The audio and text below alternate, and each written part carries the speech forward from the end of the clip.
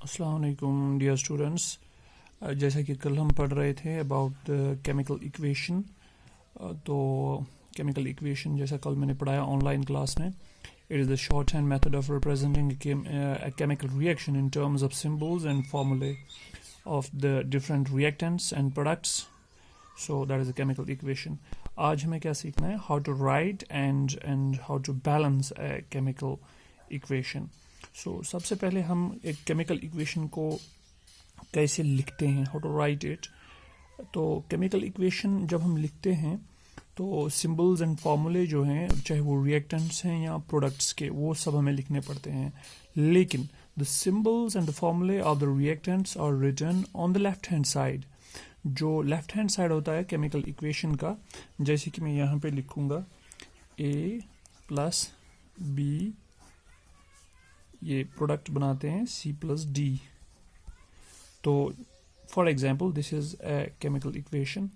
तो इसमें मैंने लिखा A प्लस बी, ये दोनों रिएक्टेंट्स हैं। तो रिएक्टेंट्स कहाँ से हम लिखते हैं? ये हम लिखते हैं on left hand side, on the इनके चाहे सिंबल्स हों चाहे फार्मूलाज हों, तो वो हम on left hand side, the symbols and the formulas of the reactants are written on the left hand side. तो ये हम लेफ्ट हैंड साइड से, ये वाला साइड जो है ये लेफ्ट हैंड साइड है, लेफ्ट हैंड साइड से लिखते हैं। और अगर ये रिएक्टेंट, अगर एक, कभी कभार रिएक्टेंट एक ही हो सकता है। अगर अब एक से ज़्यादा हैं तो they are separated by a plus sign, जैसे कि ये प्लस साइन हमने बीच में लगा दिया है। तो reactants are separated by plus sign and likewise the products, they are written on the right hand side. This is the right hand side of the chemical equation. तो ये जो right hand side वाला है, अगर इसमें product एक से ज़्यादा है, they are also separated by a plus sign. तो प्लस साइन उनके बीच में हम लगा देते हैं, प्रोडक्ट्स के बीच में, अगर एक से ज़्यादा प्रोडक्ट्स हों। और नाउ रिएक्टेंट्स जो हैं और products, they are also separated. Reactants separate होते हैं from products by an arrow. ये बीच में जो है ये एरो यहाँ पे है, ये एरो जो है, and this arrow always points towards the products. ये एरो जो है ये प्रोडक्ट्स की तरफ पॉइंट होता है। तो कभी कभार आप केमिकल इक्वेशन में ऐसे भी देख सकते हैं, ऐसे एरो होंगे। अगर किसी भी केमिकल रिएक्शन में एरोज इस तरह से होते हैं, then that chemical equation is a reversible one. तो उसमें क्या होता है, तो रिवर्सिबल में क्या होता है, उसमें रिएक्टेंट्स पहले प्रोडक्ट्स बनाते हैं, तो फिर प्रोडक्ट्स वंस अगेन रिएक्ट होके वापस प्रोडक्ट्स बनाते हैं। तो वहाँ पे हम एरोज ऐसे डालते हैं। इट मीन्स के रिएक्शन जो है ये बोथ साइड्स, ये two ways it takes place from reactants to products, and then again products, they act as the reactants and they form the products. So that is the reversible chemical equation. Now ये होता है कि हम कैसे एक chemical equation को लिखते हैं, how to write a chemical equation. After that we definitely need to balance it after writing a chemical equation. तो बैलेंस कैसे हम करते हैं केमिकल इक्वेशन को, और क्यों करते हैं केमिकल इक्वेशन को बैलेंस, वो अब हम देख लेंगे। फॉर एग्जांपल हमारे पास एक केमिकल रिएक्शन है, like zinc plus H2SO4 sulphuric acid, it gives zinc sulphate plus oxygen. ये हमारे पास एक केमिकल इक्वेशन है। इसमें रिएक्टेंट्स आप देख सकते हैं, जिंक है, सल्फ्यूरिक एसिड है, और प्रोडक्ट्स जो है वो जिंक सल्फेट एंड ऑक्सीजन। ये एक केमिकल इक्वेशन है इन the form of, this is the symbol and this is the formula. और अनदर केमिकल रिएक्शन हम यहाँ पे लिखेंगे, potassium chlorate, potassium chlorate, it gives potassium chloride KCl plus oxygen. ये भी एक केमिकल रिएक्शन है। इसमें रिएक्टेंट जो है वो एक है, पोटेशियम क्लोरेट है। ये डिसोसिएट होके ये प्रोडक्ट्स बनाता है, दो प्रोडक्ट्स बनाता है, पोटेशियम क्लोराइड और ऑक्सीजन, जो कि यहाँ पे मैंने लिखा है। अब हम देखेंगे ये जो पहली वाली रिएक्शन है, अगर आप देख सकते हैं कि जिंक यहाँ पे रिएक्टेंट साइड में जिंक का एक एटम है, प्रोडक्ट साइड में जिंक का एक एटम यहाँ पर भी है। रिएक्टेंट साइड में हाइड्रोजन के दो एटम्स हैं, प्रोडक्ट साइड में H2SO4, प्रोडक्ट साइड में हाइड्रोजन के दो एटम्स है। Sorry, I have written here O2, it is H2, it is H2। So product side में भी हाइड्रोजन के दो एटम्स हैं। सल्फर यहाँ पे रिएक्टेंट साइड में एक एटम है, सल्फर यहाँ पे प्रोडक्ट साइड में एक एटम है। अब हम ऑक्सीजन देख लेंगे। ऑक्सीजन यहाँ पे 4 एटम्स हैं रिएक्टेंट साइड में, प्रोडक्ट साइड में ऑक्सीजन भी 4 एटम्स हैं। तो अगर आप देख सकते हैं कि हर एक एलिमेंट जो कि रिएक्टेंट साइड में प्रेजेंट है वो प्रोडक्ट साइड में भी प्रेजेंट है, और हर एक एलिमेंट जो रिएक्टेंट साइड में है उसके जितने एटम्स रिएक्टेंट साइड में हैं उतने ही एटम्स प्रोडक्ट साइड में भी हैं। So it means if you find the number of the atoms of elements, all the elements on the reactant side, they are equal to the number of atoms on the product side, then that equation is called a balanced chemical equation.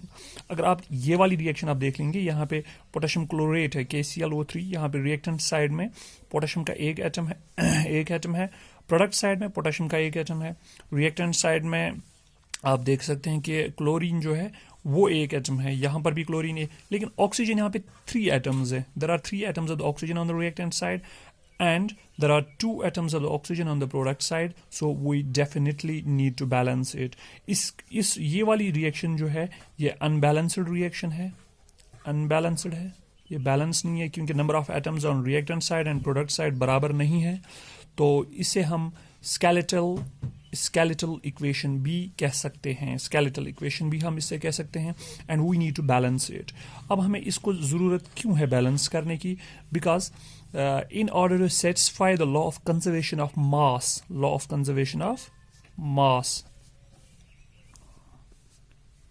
in order to satisfy the law of conservation of mass, we need to balance this chemical equation. The law of conservation of mass, what is the law of conservation of mass? According to the law of conservation of mass, the total mass of the products must be equal to the total mass of the reactants, as mass can neither be created nor destroyed.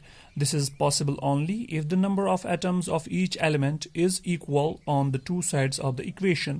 तो अगर एक equation में LHS में जितने भी atoms हैं उतने ही atoms RHS में होंगे, यानी कि रिएक्टेंट्स एंड प्रोडक्ट्स के एटम्स जो हैं वो बराबर होंगे, तो ही मास जो रिएक्टेंट्स का है वो बराबर आएगा to the mass of the total mass of the products. So it means that time this chemical equation, it will satisfy the law of conservation of mass, because mass can neither be created nor destroyed. तो mass जो है वो हमें destroy नहीं होना चाहिए, ना ही हम इसे create कर सकते हैं, तो ये बराबर आना चाहिए on reactant and product side. So इसलिए हमें डेफिनेटली ये केमिकल इक्वेशन जो है स्केलेटल केमिकल इक्वेशन, इसको it means making the number of atoms of each element equal on both the sides of the equation, यानी कि जितने भी एलिमेंट्स हैं उनके नंबर ऑफ एटम्स जो है वो हमें बराबर करने पड़ेंगे on both the sides of the chemical equation. Now there are different steps of writing the steps of balancing a chemical equation. हमें steps of balancing chemical equation, एक केमिकल इक्वेशन को कैसे हम बैलेंस कर सकते हैं, उसमें क्या क्या स्टेप्स हैं. तो सबसे पहला जो स्टेप है to write the word equation, सबसे पहला स्टेप जो है वो है हम एक वर्ड इक्वेशन लिखते हैं. लेकिन वर्ड इक्वेशन हम उस टाइम लिखते हैं जब हमें रिएक्शन, जो गिवन रिएक्शन है, if it is not in the form of symbols and formulas, then we need to write the word equation. For example, we need to write ZnC, zinc reacts with sulfuric acid, then it gives zinc sulfate and hydrogen. अगर इस तरह से लिखी हुई है कोई reaction तो we need to write, पहले जिंक को लिखना पड़ेगा ZnC, then सल्फ्यूरिक एसिड लिखना पड़ेगा, पूरा नाम लिखना पड़ेगा, it gives so and so on. So इस तरह से वर्ड इक्वेशन अगर वहाँ से दी गई है, अगर फॉर्मूलाज और सिंबल्स में नहीं है तो हमें वर्ड्स, इनके नाम लिखने पड़ेंगे, इन एलिमेंट्स के या कंपाउंड्स के नाम लिखने पड़ेंगे, and that's called the word equation. तो अगर आप वहाँ से, if you have already the chemical equation is already given in the form of the symbols and the formulas, then you don't need to write word equation. Then there is the second step, that's called to write the skeletal chemical equation. Skeletal chemical equation. तो अब skeletal chemical equation कैसे लिखनी पड़ेगी? हमें हर एक element का symbol और हर एक एलिमेंट का जो है फॉर्मूला वो हमें लिखना पड़ेगा. फिलहाल हम सिर्फ सिंबल लिखेंगे और फॉर्मूला लिखेंगे. जब हम सिंबल और फॉर्मूला लिखेंगे तो उससे हमें ये पता चलेगा कि ये स्केलेटल केमिकल इक्वेशन बन गई. अभी ये बैलेंस नहीं हुई, सिर्फ स्केलेटल केमिकल इक्वेशन बन गई. Then there is the third step, and that third step is to enclose the formulas in boxes. तो जितने भी हम सिम्बल्स लिखते हैं या फार्मूलाज लिखते हैं उनको आप इनक्लोज कीजिएगा किन में, बॉक्सेस में. क्यों? उससे हमें ये पता चलता है कि जब हम एक सिंबल को, for example this is zinc, हमने इसको एक बॉक्स में यहाँ पे रखा, इससे ये पता चलता है कि ये जो जिंक है, now the whatever is the subscript of the zinc that can not be changed. So enclose the formula of each reactant and product in a box. This is done to remember that during balancing of a chemical equation, the formula of any reactant or product cannot be changed. तो एक तो आप इसका subscript change नहीं कर सकते और formula भी आप चेंज नहीं कर सकते, ना ही आप किसी एलिमेंट का सिंबल चेंज कर सकते हैं अपनी मर्जी से. Then we'll move towards the fourth step. Later on I will when I will show you with the help of an example, तो उस टाइम आपको अच्छे से समझ में आ जाएगा इस वीडियो के सेकंड पार्ट में. अभी मैं सिर्फ स्टेप्स ऑफ से बोल रहा हूँ, स्टेप्स ऑफ को बोल रहा हूँ. तो अभी फोर्थ स्टेप जो है, that is to list the number of atoms of different elements on LHS and RHS. तो LHS यानी कि रिएक्टेंट साइड और प्रोडक्ट साइड RHS में जितने भी नंबर ऑफ एटम्स हैं, नंबर ऑफ एटम्स किनके, इनके एलिमेंट्स के, डिफरेंट एलिमेंट्स के, वो दोनों तरफ से आपको उनका लिस्ट बनाना पड़ेगा. जब हम दोनों तरफ से लिस्ट बनाएंगे तो ये पता चलेगा कि किस साइड से कितने एलिमेंट्स हैं. फॉर एग्जांपल रिएक्टेंट साइड से ऑक्सीजन के, जो मैंने अभी पिछली वाली रिएक्शन में दिखाया था, यहाँ पे ऑक्सीजन के रिएक्टेंट साइड में देयर वर 3 एटम्स, यहाँ पर प्रोडक्ट साइड में देयर वर 2 एटम्स. तो जब हम एक लिस्ट बनाएंगे तो ये पता चलता है कि कौन से एलिमेंट को बैलेंस करने की ज़रूरत है. उसके बाद फिफ्थ स्टेप जो है हमारा, that is to select the biggest formula to start balancing. अब जो फिफ्थ स्टेप है, हमें बिगेस्ट फार्मूला देखना है. बिगेस्ट फार्मूला जो सबसे बड़ा फार्मूला है, चाहे वो ऑन रिएक्टेंट साइड है या प्रोडक्ट साइड है, उसको पहले सिलेक्ट करना है. तो अब जब हमने बिगेस्ट फार्मूला सिलेक्ट किया, अब हमने देखना है अगर इसमें 3 एलिमेंट्स हैं या 4 एलिमेंट्स हैं इसमें, तो एक कंपाउंड में सबसे पहले first of all you need to balance the element of this compound which has the highest number of atoms. तो हाईएस्ट नंबर ऑफ एटम्स किस एलिमेंट के हैं, हाईएस्ट नंबर ऑफ एटम्स, तो वो वाला एलिमेंट हमें सबसे पहले इसमें बैलेंस करना पड़ेगा. उसके बाद जिसके उससे कम है वो वाला बैलेंस करेंगे, उसके बाद तीसरे की टर्न आएगी. तो इस तरह से हम स्टार्ट करेंगे बैलेंसिंग की. And then the sixth step is to check the correctness of the balanced equation. अब हम देखेंगे correctness. Correctness means correctness of balanced chemical equation. It means फिर से हमें लिस्ट बनाना पड़ेगा, number of atoms on reactant side and number of atoms on product side. तो उससे हमें पता चलेगा कि सारे एलिमेंट जो हैं वो बैलेंस हो गए हैं कि नहीं हो गए हैं. अगर वो नहीं हुए हैं अभी भी, तो आपको फिर से एक बार ट्राई करना पड़ेगा. तो जो ये वाला मेथड है जिसमें हम क्या करते हैं, this method is also called as the hit and trial method. क्यों? Because we keep on trying to balance the equation using smallest whole number coefficients. हम हर एक स्टेप में हम ट्राई करते हैं एक कोएफिशिएंट जो हम डालते हैं, कोएफिशिएंट वो हर एक फॉर्मूला या हर एक सिंबल के लेफ्ट साइड में डालना पड़ता है. For example this is zinc, I will write here 4 times zinc, so this is coefficient, and whatever is written here like O2, this is subscript. You cannot change the subscript. You can only put the coefficient on the left side of the element or on the left side of the symbol or the formula. So ये coefficients हम हर एक step में coefficients को हम coefficient डालते हैं on the left side of the formula or the symbol, और उसके बाद हम देखते हैं कि क्या ये equation जो है ये balance हो गई कि नहीं हो गई. तो that's why it is called hit and trial.